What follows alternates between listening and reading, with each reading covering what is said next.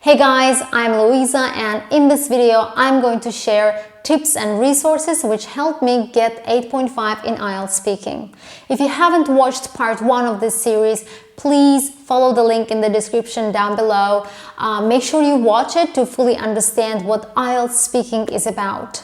Also, I recommend taking notes, so get a pen and a notepad and let's get started.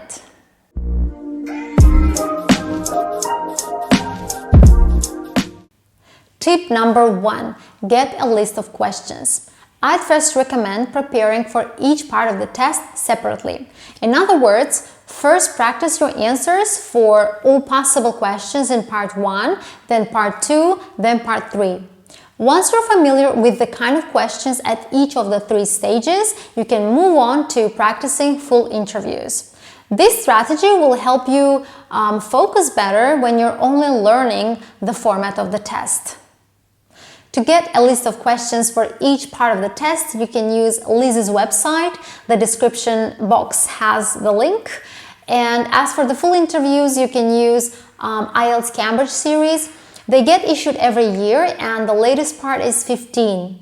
The books have full authentic tests, including speaking section, so definitely do these books. As for vocabulary, you could use books such as Vocabulary for IELTS by Collins and Cambridge. There's also Essential Words for the IELTS by Barron's, which has more academic words and could be more suitable for discussing questions from part 3 of the test. All vocabulary books are similar in the way that they are all divided into units, each of which deals with a specific topic. For example, Unit 1 from IELTS Vocabulary by Cambridge is called Growing Up and discusses questions such as family, growing up, naturally, learning and relationships. So before you cover questions about family, for example, it's a good idea to study this unit and then do the questions. This will not only equip you with the necessary vocabulary, but also give you ideas to talk about. Tip number 2, time your answers. This is especially important when you're practicing for part 2 of the test, where you're given only 1 minute to prepare and 2 minutes to speak. So when you're practicing, set the timer for 1 minute, read the question on the card and start preparing. When your minute is up, set the timer for 2 minutes and start talking. As you practice more and more, you'll be able to feel intuitively how long you should speak. Remember, it's okay to speak for more than 2 minutes only if you've covered all the questions on the card or all the points on the card within the time limit, that is, within 2 minutes. Tip number 3, read and analyze sample answers. You need to see what a successful interview looks like. This will help you build your own effective answers. You can read some sample answers in the links that I share in the description.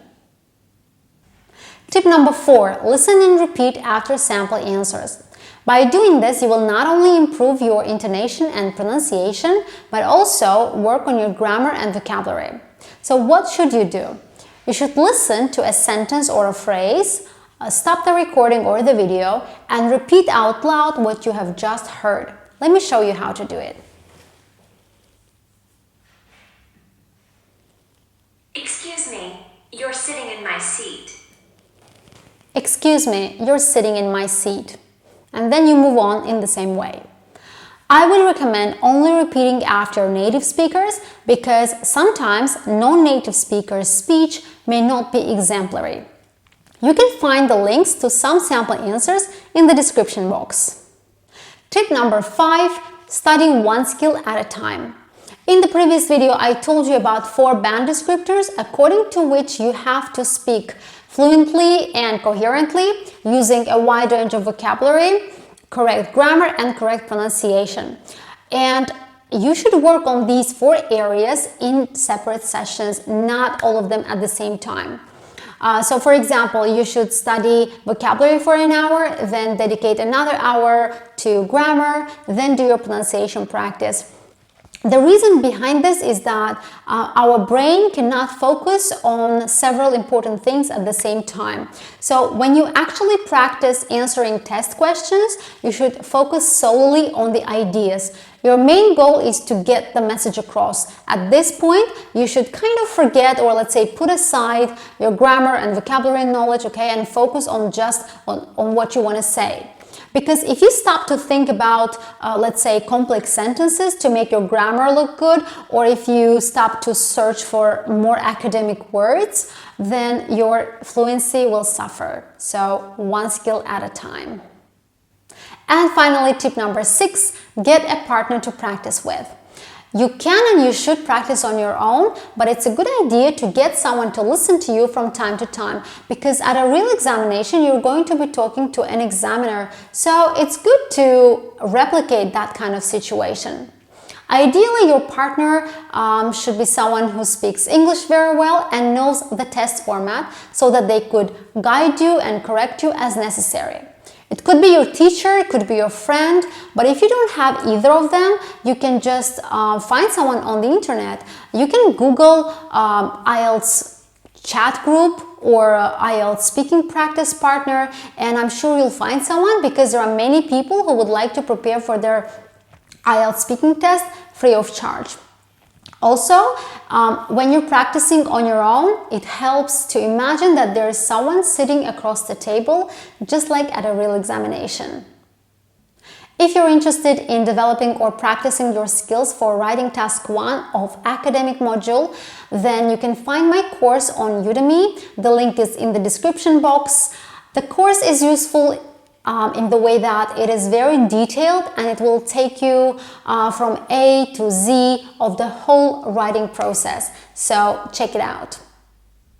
If you have any questions, write them in the comment section.